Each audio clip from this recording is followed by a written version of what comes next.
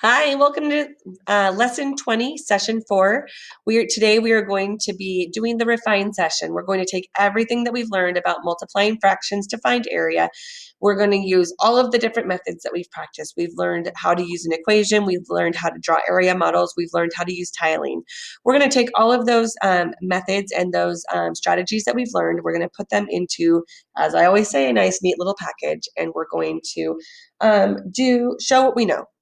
So we're going to be working today on pages 419 through pages 422. So go ahead and turn to page 419 in your Ready Classroom Math Workbook.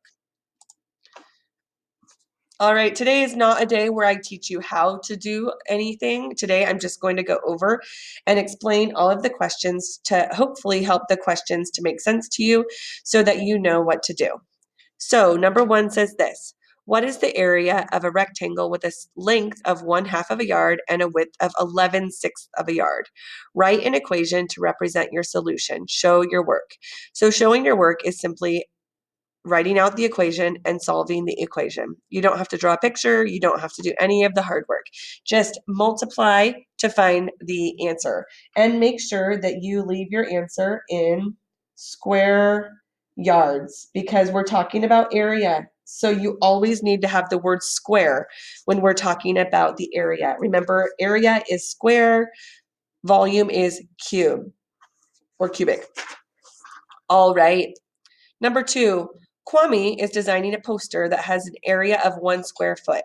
He is going to paste a photo collage on a rectangular section of the poster that is 1/3 of a foot wide and 3/4 of a foot long. What part of a square foot will the photo collage cover? Show your work. So this question is talking about a poster. What we're trying to solve is what part of a square foot of the photo collage what part of a square foot will the photo collage cover? And the important information is that one side of the photo collage is 1/3 of a foot and the other side is 3/4 of a foot. You're going to use your best method. So you can use tiling, you can use an area model, or you can simply use an equation to solve.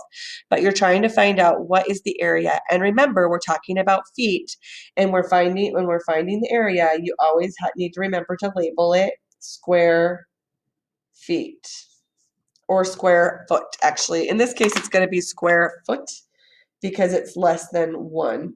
So it's square foot. On number 3, what is the area of this square here? You're going to figure out the area where each side is 6/8 of a yard. And then you're going to choose the answer that tells you what the area of this area is. Remember that area equals length times width. Now, Ollie chose D as the correct answer. How did he get that answer? So if Ollie's correct, you're going to show me your work. If Ollie's not correct, you're going to tell me what you think Ollie may have done that was incorrect.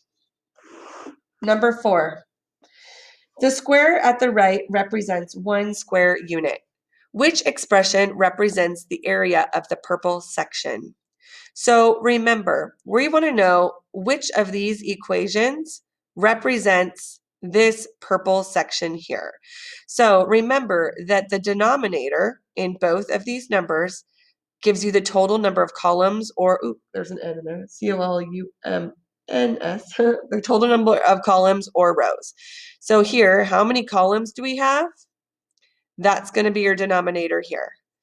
Your denominator over here is going to be how many rows you have. And then the numerator is going to be the number of columns that you shaded in.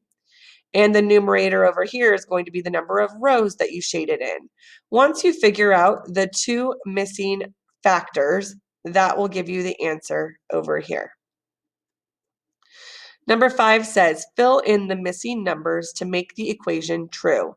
Then complete the area model to check your answer. So to fill this in, you're going to figure out 1 times what number equals 1. 6 times what number equals 24. Then you're going to show me what 1/6 looks like in the columns. And then you're going to show me the fraction over here in rows.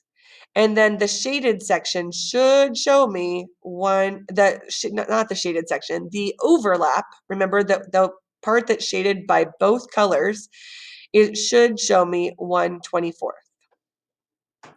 Number 6, which products could you find by shading the model below? Hint, look at the denominators. You need to look at the denominators in each of these sections. You need to make sure that, remember, your factor that's going to go on the top needs to have a denominator of no greater than the number of columns that we have. Over here, the factor that needs to go on this side needs to have so if I were you, I would figure out the denominator on this side and the denominator on this side, and then figure out which of these would work, as long as you have a denominator of whatever this one is and a denominator of whatever this one is, and you have the correct number of that you can color in. So this is probably the hardest problem you'll do today, but I know that you all have the ability to do it. You just need to look at it really, take your time, and don't be in a hurry. And I'll give you a hint. There are, let me just peek, how many correct answers there are. There are 2 correct answers. You're welcome. Giving you all the hints. All right, let's go to number 7. Number 7, you might want to pause it and draw this model because I have done some of the work for you. And then I crossed out this second section. I'm not worried about you solving the dimensions of one of the rectangular tiles. Okay, I didn't use tiling, we used an area model. So we're going to label this top half is going to be 5/4. So remember that I drew, this is one hole. And so in your columns, hang on, there we go. In the columns, you need to show me what 5/4 looks like. And then in the rows, you need to show me what 4/5 looks like. And then the overlap is going to be your numerator. And then your denominator is going to be the number of total number inside of this yellow box, because this is one hole. Not in the whole box, just in the yellow highlighted box. That is your denominator. Now, if we wanted to explain how to find the area model of the model you drew in problem 7, then we're going to actually find the area. So first you're going to multiply. So whenever you're finding the area with an equation, first you multiply the what, then you multiply the what. So remember that if it were 4/5 times 5/4, first you multiply the, and then there's a word that goes in here. Then multiply the, and what's the word that goes here? I just gave you a major hint. Hopefully you guys know what it is. Think about the parts of a fraction. Finally, number 9, find the area of a rectangle 5/3 of a unit in length and 3/4 of a unit in width. Show and explain how to find the area. Use your best method. You can use tiling, you can use area model, you can use an equation. Whatever your best method is for finding the area of 5/3 of a unit times 3/4 of a unit. With that, good luck, have fun, enjoy yourself, love math as much as I do. And if you have any questions, you can email your teacher.